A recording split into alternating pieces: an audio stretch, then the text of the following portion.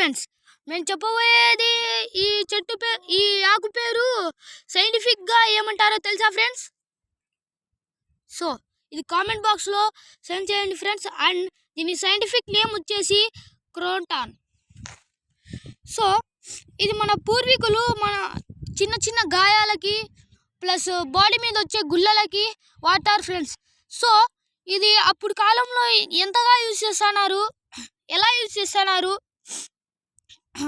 And దీని smell ఎలా ఉంటుంది ఈరోజు టెస్ట్ చేద్దాం ఫ్రెండ్స్.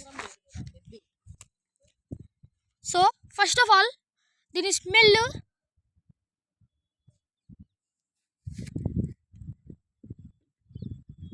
యాక్చువల్లీ తులసిలాగా ఉంది ఫ్రెండ్స్. సో నెక్స్ట్ వన్ దంచుదాం ఫ్రెండ్స్.